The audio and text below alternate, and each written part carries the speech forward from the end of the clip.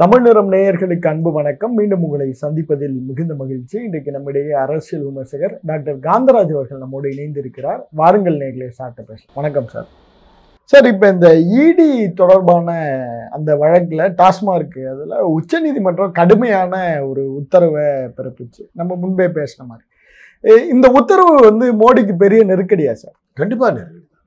அவங்களுடைய பெரிய இது ஆயுதங்க. ஓ, இடியை வச்சு தானே எல்லாத்துக்கும் ஆளுங்கட்சியாக, இப்போ ஒன்றியத்தில் ஆளுங்கட்சியாக இருக்கவங்களுடைய பெரிய ஆயுதம் அது. நான் இருந்தாலும் சரி, நீங்கள் இருந்தாலும் சரி, it is one of the important weapon அகில உலகத்துக்கும். எப்படி சார்? என்ன நீங்கள் மிரட்டிக்கிட்டே இருக்கிறீங்க? ஒரு ரைடு உங்களுக்கு நான் ரைடு பண்ண மாட்டேன். உங்கள் புள்ள, உங்கள் மச்சான், உங்கள் மருமக புள்ள மாமியார் வீட்டில் ரைடு பண்ணாதான் நீங்கள் அடங்குவீங்க. உங்கள் அப்பா அம்மாவை ஜெயிலில் போட்டாங்க, நீங்கள் கவலைப்பட மாட்டீங்க. ஏன்னா இப்போ போனால் போதுன்னு போவீங்க. உங்கள் மாமியாரையும் மாமனாரையும் கை வச்சாக்க உடனே ஆடி போடுவீங்க. உங்கள் வீட்டில் சோறு போட மாட்டாங்க. அதிகாரிகளெல்லாம் எப்படி நீங்கள் ஆக்ஷன் எடுக்க முடியும்னு நினைக்கிறீங்க?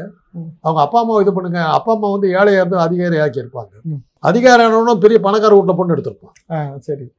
மாமனார் வந்து பெரிய பணக்காரராக இருப்பாங்க. அவங்க வீட்டில் ரெடி பண்ணி பாருங்க, அதிகாரி ஆடி போடுவான். அதிகாரி அடக்கணும்னா அவங்க வீட்டு மாமனார் இன்னும் சொல்ல போனால் நீங்கள் மச்சான நீங்கள் கை வச்சுக்கின்னா தொலைஞ்சான் அதிகாரி. என்ன இதுதான் எங்களுக்கு நாங்கள் பார்க்குறோம். அது அரசாங்க உத்தியோகத்தில் இருந்துற எங்களுக்கு தெரிஞ்ச விஷயம் இது. எனக்கு சொல்லுவாங்களே, அவன் ஏன்டா பெருசாக விளையாமாங்க, அவர் மந்திரிக்கு தம்பிடா, அவன் மச்சானா இருந்தா தான்டா அவங்களுக்கு மரியாதை இருக்கும். மந்திரிக்கு தம்பி எவன்டா மதிப்பான்? மச்சானுக்கு மரியாதை வேறு. பொண்டாட்டி சோறு போட மாட்டான், வீட்டுக்குள்ளே போக முடியாது. தெரிஞ்சுங்க, இதுதான் நம்ம சிஸ்டம். இதை கூட போய் சொல்லலாம். 56 இன்ச்சு மார்பளம் இருக்குது, என்ன நம்ம இருக்குதா, என்ன இது இருக்குதோ அதை ஒரு ஸ்டாண்டர்ட் ஒருவேளை தெரிஞ்சிருக்கலாம். அதை கூட போய் கேட்க. சார், இப்போ இந்த நீதிபதியோட உத்தரவு கூட்டாட்சி தத்துவத்திற்கு எதிராக இடி நடந்துக்குது அப்படிங்கிற ஒரு ஸ்டேட்மெண்ட்டை உச்சநீதிமன்ற தலைமை நீதிபதி, அப்படி என்ன சார் கூட்டாட்சி தத்துவத்தை உடைக்கிற அளவுக்கு இடி செயல்படுது? ஆமாங்க, ஒரு இது பண்ணுறாங்க. அதான் டாஸ்மாக் கடை வந்து லோக்கல் விஷயங்க. அதுக்கு என்னத்துக்கு டெல்லிக்காரன் வந்து என்னத்துக்கு கணக்கு கேட்டுக்கிட்டு வந்துட்டு இருக்கா? வருமானத்தை கேளுங்க. வருமான வரி நீங்கள் இது பண்ணுறது வந்து நீங்கள் கேட்குறது நான் இல்லைன்னு சொல்கிறேன், பண்ண வேண்டியது தான். ஆனால் இன்னொரு கேள்வி, ஒரு 3 வருஷத்துக்கு முன்னாடி மோடி சொன்னார், இந்தியாவில் கருப்பு பணம் ஒழிக்கப்பட்டு விட்டது, சுவிட்சர்லாண்டில் கணக்குகள்லாம் முடக்கப்பட்டு விட்டன அப்படின்னாரு. ஞாபகம் இருக்கா? ஆமாம் சார், ஞாபகம் இருக்கு. அப்புறம் எப்படிங்க தினசரி ரெய்டு நடக்குது? அப்போ அது பொய்யா? சுவிட்சர்லாந்து அந்த கணக்கெல்லாம் முடக்கப்பட்டு விட்டது, விஜய் மல்லையா ஓடி போயிட்டார், கருப்பு பணமே இந்தியாவில் இல்லை. அப்புறம் தினசரி ரெய்டு நடக்குது. எப்படி? இப்போ இந்த பேச்சை கேட்டுக்கிட்டு தானே காஷ்மீரில் வந்து எல்லாம் தீவிரவாத தாக்குதெல்லாம் ஒழிச்சாச்சு, ஒன்றுமே இல்லைன்னு சொல்லி நம்பி தானே போய் 24 பேர் செத்தாங்க. அந்த ஒரு பொய். அப்போ இது ஒரு பொய். ஆக பேசுறது பூரா பொய்ன்னு ஆகுது. அதிகார பதில் சொல்கிறது. இந்த இடியை ஒரு ஏவல் துறையா, ஒரு கூலிப்படை மாதிரி பயன்படுத்துறாங்க அப்படிங்கிற ஒரு குற்றச்சாட்டு இருக்கே சார். அது வந்து ஒன்றிய அரசுக்கு அதுதாங்க பெரிய ஆயுதம். அதை தான் நான் சொல்ல வந்தேன். இந்திரா காந்தி இருந்தபோது அதை வச்சு தான் பெரிய மிரட்டினாங்க. காஷ்மீர் வந்து உங்களோட சரியா ஒத்து வரல. ஃபருக் அப்துல்லா அப்புறம் சீஃப் மினிஸ்டராக இருக்கும்போது ஒத்தே வரல. காஷ்மீர் சீஃப் மினிஸ்டருக்கு மாத்திரம் பிரைம் மினிஸ்டர்னு பேர். பிரைம் மினிஸ்டர்னு பேர். ஏன்னா அது வந்து ஐக்கிய நாடுகள் சபையில் இன்னைக்கு வரவே இப்போ இந்தியாவுடைய பகுதின்னு அனௌன்ஸ் பண்ணலை. காஷ்மீர் இன்னைக்கு வந்து தனியாக தான் இருக்குது. அதனால தான் அது வந்து பாக் ஆக்குபைடு காஷ்மீர். ஆமாம் சார், இது இந்தியா ஆக்குபைடு காஷ்மீர். காஷ்மீர்ங்கிறது இன்னைக்கு வரல எந்த நாட்டுக்கு சொந்தங்கிறது டிசைட் ஆகலை. இவங்களாம் மிரட்டி வச்சுக்கிட்டு அதெல்லாம் பண்ணிக்கிட்டு உட்காந்துக்கிட்டு இருக்காங்க.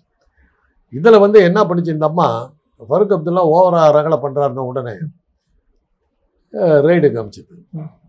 போய் இறங்கினாங்க. அவர் ஒன்றும் பண்ணல, எல்லாத்தையும் உள்ளே விட்டார். வீட்டுக்குள்ளே திருட வந்துட்டான்ட்டார். Police action. அடி போத்த சாக்கையா சாத்தி கை காலெல்லாம் முறிச்சு மண்டையெல்லாம் ஓட்டுச்சு. ஸ்ட்ரெச்சரில் தூக்கிட்டு வர்றாங்க. டிவியில் இதில் காட்டுறாங்களா? அப்போ டிவி கிடையாது, இந்தியன் நியூஸ் ரிவ்யூவில் காட்டுறாங்க. குத்துயிரும் கொலையுமா, ரத்த காயம் போட்டு, பேண்டேஜ் எல்லாம் போட்டு, உடம்பெல்லாம் அடிபட்டு தூக்கிட்டு வர்றாங்க இடி ஆஃபீஸர்ஸ். அதுல இருந்து இன்னைக்கு ஒரு காஷ்மீர்ல ரெய்டுன்னா ஒரு இடி ஆஃபீஸர் கூட வர மாட்டான், உயிருக்கு பயந்து. அது மாதிரி நம்ம தமிழ்நாட்டில் பண்ணது 2 பேர். ஒருத்தர் வந்து எம்ஆர் ராதா, அவர் வீட்டில் இது வந்து பாக்யராஜ் சொன்னார். அவர் வீட்டில் ரைடு வந்து என் வீட்டில் திருட பூந்துட்டாங்க. ஊருக்கு பூந்து ஒத்த வச்சுக்கிட்டாங்க. அதுக்கு அடுத்து அப்படி ரஜினி அவர் பெங்களூர்லேயும் எங்கேயோ இருந்தார். அவர் வீட்டுக்கு வந்துட்டாங்க ரைடு. வீடு பூட்டி இருந்தது. வர சொல்லி என்னென்னமோ ஃபோன் போட்டாங்க. ரஜினி வரவே இல்லை.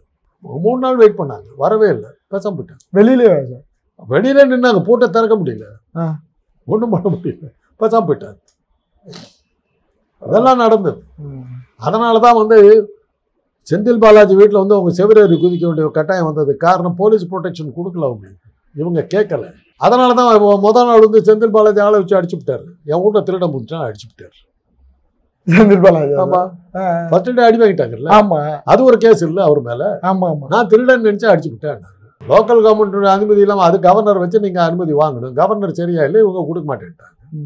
இதெல்லாம் இன்னைக்கு அமலாக்கத்துறைக்கு வந்து சோகம் அதுதானே. இன்னைக்கு பலத்த அடி மரண அடியில் விழுந்துருக்கு. சார், இப்போ இந்த இந்தியா முழுவதும் இந்த இடி வந்து இந்த மதுபான வழக்கை வச்சுக்கிட்டு டெல்லியில் நடந்த மாதிரி தமிழ்நாட்டிலையும் நடக்குங்கிறாங்க. அரவிந்த் கெஜ்ரிவால் வந்து சில விஷயங்கள மாட்டினாரு. மோடியை கொண்டு வரதுக்கு காரணமாக இருந்தது அரவிந்த் கெஜ்ரிவால் வந்து அந்த அந்த இன்னொருத்தர் அண்ணா ஹசாரே 2 பேரும் தானே முக்கியமாக இருந்தாங்க. அவங்களால உருவாக்கப்பட்டவர் தானே மோடி. என்ன சார்? ஆமாம், தெரு தெருவாத்து ஊர் உலகம் போய் பிரச்சாரம் பண்ணாங்க. 2 பேர் தானே காரணம் மோடி வந்தாகணும். என்ஜினியரிங் காலேஜில் மாணவர்கள் சேர்ப்பதற்கு எப்படி என்ன உத்திகளை கையாளணும், அது மாணவர்களை எப்படி ஈர்க்கிறதுங்கிறதுக்காக ஒரு மீட்டிங் வந்து சோலா பேலஸில் நடக்குது. அதில் அண்ணா சாரை வந்து நீங்கள் பேசுகிறார். நாங்கள் இன்ஜினியரிங் காலேஜ் சார்ந்த முறையில் போய் உட்காரோம்.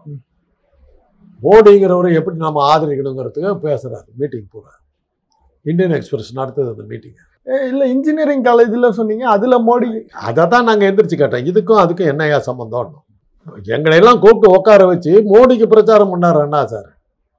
அப்புறம் தான் நீயா நானாவில் வந்து கோபிநாத் வந்து ஒரு ப்ரோக்ராம் பண்ணார். அண்ணா ஹசாரே நடத்துகிற ஒரு ஆசிரமம் நடத்துகிற ஊழல்கள் பூராத்தையும் அதில் கொடுத்தாரு. அதில் ஒரு 3% பையன் ஆம் ஆத்மின்னு துப்பியெல்லாம் வச்சுக்கிட்டு வந்து உட்காந்து. ஆமாம், அவ்வளோ தூரத்துக்கு அந்த கூட்டம் அப்படி இருந்தது. அந்த 3% அண்ணா ஹசாரேனுடைய ஆசிரமத்தில் நடக்கிற இதெல்லாம் வரிசையாக சொன்னதுக்கு பிறகு காணாம போயிட்டாங்க. அப்போ என்ன டெக்னாலஜி எப்படி யூஸ் பண்ணாங்கன்னா, அண்ணா ஹசாரேக்கும் கெஜ்ரிவாலும் பேசும்போது லாங் ஷாட்டே போக மாட்டாங்க, க்ளோஸ் அப்லேயே தான் இருப்பாங்க. பார்த்தாக்கா பெரிய ஆயிரக்கணக்கான மக்கள் கூடியிருக்கிற மாதிரி அந்த கூட்டத்தை எல்லாம் காட்டுவாங்க. அப்படியெல்லாம் டெக்னாலஜி யூஸ் பண்ணாங்க. அப்படி தான் அந்த மோடி உள்ளே வந்தார். அதனால தான் மோடி வந்து அண்ணா ஹசாரே இருந்தது, அவர் பேர் என்ன, கெஜ்ரிவால் இருந்தாக்க நமக்கு ஆபத்துங்கிறதுலாம் அவரை போட்டு அமைக்க வச்சாங்க. அமைதியாக உட்காந்துக்கிட்டு இருக்காரு. அவங்க 2 பேத்துக்குள்ளார ஒரு அண்டர்ஸ்டாண்டிங், அவ்வளோதான். மோடி அண்ணா ஹசாரே கெஜ்ரிவால் எல்லாம் ஒரே குரூப் தான். நம்மகிட்ட நாடகம் போட்டோம். மோடியோட ஆட்கள் தான். பேசாம போய் உட்காந்துட்டார். சார், இப்போ இந்த இடி வந்து ஒரு அறிக்கை அது மாதிரிலாம் வராமல் இந்த எல்லா மீடியாலையும் பார்த்தீங்கன்னா 1000 கோடி ஊழல், டாஸ்மார்க்கில் 1000 கோடி ஊழல், 1000 கோடி 1000 கோடி 1000 கோடின்னு எங்கே பார்த்தாலும். இப்போ நீங்கள் யூடியூப்பை திறந்தீங்கன்னா 1000 கோடி டாஸ்மார்க் ஊழல், ஸ்டாலின் கைது, உதயநிதி கைது. இந்த 1000 கோடிங்கிற நம்பரை எப்படி ஃபிக்ஸ் பண்ணுறாங்க? அது என்ன சார் தெரியல. 1000 கோடிலாம் நீங்கள் வந்து பாக்கெட் மணி மாரி லட்சம் கோடிக்கெல்லாம் போயிடுச்சு, கோடிக்கெல்லாம் போயிடுச்சு. இவங்க புத்திக்கு இன்னும் எட்டுல. இந்த மீடியாக்காரனுங்களுக்கு இன்னும் 1000 கோடிக்கு மேலே இப்போ நம்பர் தெரியல, அவ்வளோதான் காரணம். இப்போ ஒரே அதை எப்பவும் கேட்குற கேள்விதான். இதுவரை நீ எத்தனை ரைடு பண்ண, எவ்வளோ பணத்தை கருப்பு பணத்தை கைப்பற்றின பணத்தை யாருக்கிட்ட கொடுத்த, அந்த பணத்தை வச்சுக்கிட்டு மக்கள் நலத்துக்காக செய்யப்பட்ட திட்டங்கள் என்ன, கைப்பற்றப்பட்ட ஆவணங்கள்ல இருந்து வெளியான உண்மைகள் என்ன, ஒவ்வொரு வீட்டிலையும் நடந்த ரெய்டில் இந்த ஆவணத்தில் இந்த உண்மை இருந்துன்னு ஏதாவது சொல்லியிருக்கியா? அதே உதாரணம் தான் காந்தராஜ் வீட்டில் ரெய்டு. கத்தையாக கருப்பு பணம் கைப்பற்றப்பட்டது, பல முக்கிய ஆவணங்கள் சிக்கின. காந்தராஜ் கைதாவாரா அதோட செய்தி. அதுக்கப்புறம் என்னை பற்றி ஒரு செய்தி இருக்காது. என்ன கைப்பற்றின, என்ன ஆவணம் இருந்தது, அந்த எவ்வளோ கத்தையாக கைப்பற்றின பணம் என்னாச்சு, அந்த பணத்தை எங்கே கொடுத்தேன், ஏதாவது ஒரு ரெய்டுக்கு இன்றைக்கு ஒரு அறிக்கை வந்திருக்குது அமலாக்கத்துறையிலேருந்து? யாருக்காவது தெரியுமா அமலாக்கத்துறை என்ன பண்ணிச்சுன்னு? என்ன சார் பண்ண அமலாக்கத்துறை அதிகாரிகள் ரெய்டுக்கு முன்னாடி அவங்க சொத்து என்ன வருது, ரெய்டுக்கு அப்புறம் இவங்க சொத்து என்ன வருது? அமலாக்கத்துறை அதிகாரிகள் ரெய்டு பண்ணும்போது என்ன பேரங்கள் நடந்தது, உள்ள டெலிஃபோன் எல்லாத்தையும் கட் பண்ணிடுறல. ஆமா, அப்புறம் நீ அவரும் என்ன பேசுன்னு என்ன யாருக்கு தெரியும்? அவ்வளோதான். இதெல்லாம் பல கேள்விகள். ஆனால் ஒன்று, நான் பணக்காரன்னு ஒரு சமூகத்தில் அந்தஸ்து வேணும்னாக்க எனக்கு ரெய்டு நடக்கணும். இல்லாட்டி போனால் மான மரியாதை இருக்காது. அவனு பெரிய ஆளுல ஒரு ரெய்டு கூட நடக்கலைங்க. மானமே போடும். பேர் வரணும். காந்தராஜ் வீட்டில் ரெய்டு. அப்படியே நம்ம நடிச்சவத்தோட பெரிய ஆளாக இருப்பான் போட்டிருக்கேன். கத்தையாக பிடிச்சா சொன்னாங்க. ஐயோப்பா இனிமேல் நம்ம ஜாக்கிரதையாக இருக்கணும். நம்ம அவர் மட்டமாக இடம் போட்டோம். இவ்வளோ பெரிய ஆளுன்னு தெரியாமல் போச்சு. இன்னைக்கு சமூக அந்தஸ்து அது ரெய்டு பண்ணுறது. இந்த டாஸ்மார்க் ஊழல்ல பணம் வந்து சபரீஷன் ஒரு வீட்டுக்கு போயிட்டு இப்படி வந்துச்சு அப்படி வந்துச்சுன்னு ஒரு நெரேட்டிவ் பில்டிங் தானே சார் நடக்குது. கதை கிடைச்சா எழுத வேண்டியது தானே. வேணாலும் எழுதலாம். வாய் பிடிச்சதை வாங்க பிடிச்சோ எழுதிட்டு போக வேண்டியது தான். நான் அதை தான் சொன்னேன். இப்போ யோகி ஆதித்யநாத்துக்கு போயிருக்காது என்ன இருக்குது அதை பாருங்க. சபரீஷனை கொண்டு போய் யோகி கிட்ட கொடுத்தாலும் கொடுத்துருக்கலாம். பாருங்க அவர் என்னைக்கு சாமியார் வேஷம் போட்டுக்கிட்டு இவ்வளோ நேரம் போட்டுக்கிட்டு உட்காந்துட்டு இருக்காரு. என்ன வச்சிருக்காரு அது உள்ளார என்ன இருக்குது யாருக்கு தெரியும். யோகியா சார் அவ்வளோ பெரிய அங்கேயே போட்டுக்கிட்டு சுற்றுறாரு. ஆமாம் யாருக்கு தெரியும் அவர் சாமியாரா என்னன்னு தெரியலையே.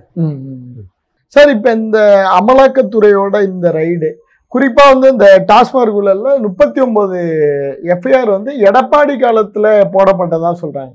ஆனா இவங்க செலக்டிவா திமுக அமைச்சர்கள் மீது உள்ள குற்றச்சாட்டை மட்டும் எடுக்கிறாங்க. நான் சொன்னேன் அமலாக்கத்துறையை வந்து எதிர்கட்சிகளை முடக்கிறதுக்காக போடுறதாங்க. அதுக்காக தான் அதை பயன்படுத்துறது. அதுக்காக தான் அந்த ஆயுதமே. அதை வச்சு தானே எல்லாத்தையும் மிரட்டிட்டு இருக்காங்க. இல்லாட்டி போனால் பாஜகவுக்கு என்ன இருக்குது? தொண்டை இருக்கானா கட்சி இருக்குதா யார் இருக்கிறா? அவருக்கு ஒரு எலெக்ஷன் நேர்மையாக நடந்துட்டு அவங்க என்ன ஆவாங்கன்னு தெரியாதா? அவருக்கு என்ன சரி ஜனநாயக நாட்டுல எல்லா தேர்தலும் நேர்மையாக. ராகுல் காந்தி கேட்டார் இன்னைக்கு ஒரு யார் பதில் சொல்லி. அது எப்படியா மகாராஷ்டிரா தேர்தலில் 5 மணிலேருந்து 6 மணிக்குள்ளார 6 லட்சம் பேர் ஓட்டு போட்டான்னு கேட்டார். கணக்கு சொன்னாரு. ஒரு ஆளுக்கு இவ்வளவு நிமிஷம் எடுத்தாக்க 4 நாள் போட்டிருக்கணும். அப்படி போட முடியாதா சார்? 6 லட்சம் பேர் 1 மணி நேரத்துல போட்டிருக்காங்க ஓட்டு. 5 to 6. 5 to 6. அதான் கேட்டார் எப்படியா வந்தது. இன்னைக்கு ஒன்றும் எலெக்ஷன் கமிஷன் பதில் சொல்லலையே.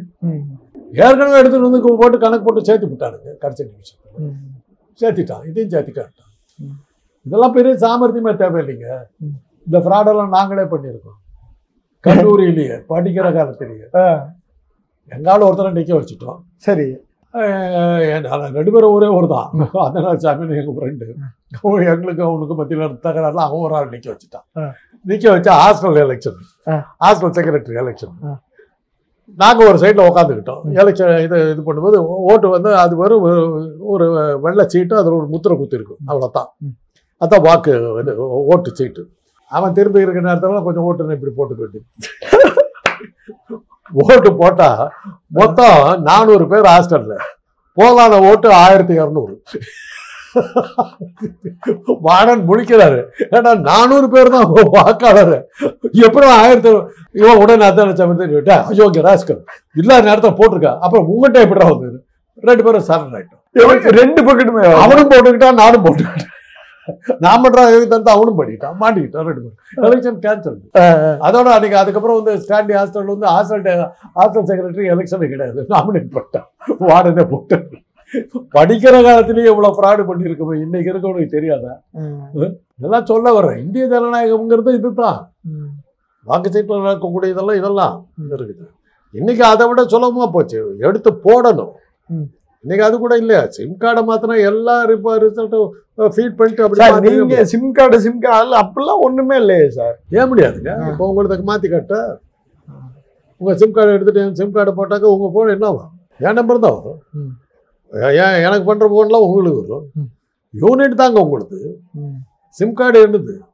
அப்புறம் நான் தான் ஓனர். என்னுடைய போன் தான் அது. பெரிய சைஸ் வாக்கு இது செல்ஃபோன் தானே வாக்கு எந்திரம். இதை எடுத்துட்டு அமித்ஷா சொன்னதை மாட்டு ரிசல்ட் ஓவர். அதனால தானே தேர்தல் முடிவுகள் 2 வகையான முடிவுகள். மக்களாக ஓட்டு போட்டு தேர்ந்தெடுக்கிற முடிவு வேற, அமித்ஷா கொடுக்குற முடிவு வேற. வானதி சீனிவாசன் வெற்றி உங்களுக்கு தெரியாதா? என்ன சார் சாயந்தரம் 4 மணி வரலும் கமலஹாசன் 10,000 வாக்குகள் லீடிங்.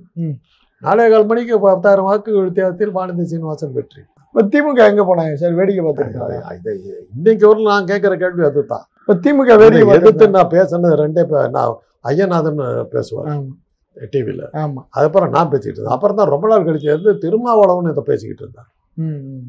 திருமாவளவன் ஒருத்தர் தான் இதை வந்து அரசியல் ரீதியாக இது பண்ணுவார். இன்னைக்கு வரலும் அவர் எதிர்த்து பேசிக்கிட்டு இருக்கார். பல கூட்டங்கள் நடத்திட்டு நானும் போயிருக்கேன். இன்னைக்கும் சொல்கிறேன், தேர்தல் நேர்மையாக நடக்குதுன்றதுக்கு நீங்கள் வாக்கு எந்திரத்து மேலே நீங்கள் கண்காணிப்பு வைக்கலைன்னா நீங்கள் நடத்துகிற எந்த இதுவும் ஒன்றும் நடக்காது. ம். வாக்கியந்திரம் நேர்மையாக நடந்ததுன்னு காட்டுறதுக்காக தாங்க இந்த தீவிரவாத தாக்குதல் இதெல்லாம், அதனால் வந்து மக்கள் மனம் மாற்றுறதுனால தான் நாங்கள் ஜெயிச்சோன்னு கணக்கு காட்டுறதுக்காக தாங்க இவ்வளோ வேடிக்கை நடக்குது. இப்போ இந்த ரைடில் இப்போ இவ்வளோ கேள்வி கேட்குறீங்க. நேற்று வந்து ஒருத்தர் வந்து திமுக திமுக திமுக தான் அப்படின்னு கேட்டுக்கிட்டே இருந்தாங்க. இப்படின்னா இப்போ இது பண்ணி திமுகவுடைய இமேஜை கெடுக்கிறதுக்கு நீங்கள் முயற்சி பண்ணுவீங்க. இதையெல்லாம் வச்சு ஒரு கருத்து கணிப்பு போட்டு மீடியாக்கள் கொடுத்த இதன் பிரகாரம் திமுகவுடைய செல்வாக்கு சேர்ந்தது அப்படின்னு சொல்லி ஒரு கருத்து கணிப்பு வரும். அப்புறம் எலெக்ஷனில் வாக்கு எந்திரத்தை சிம் கார்டு போட்டாக்க கருத்து கணிப்பின் பிரகாரமே திமுகவுடைய செல்வாக்கு சேர்ந்து வெளிப்பட்டது தோற்றார்கள். அவ்வளோ. நன்றி சார்.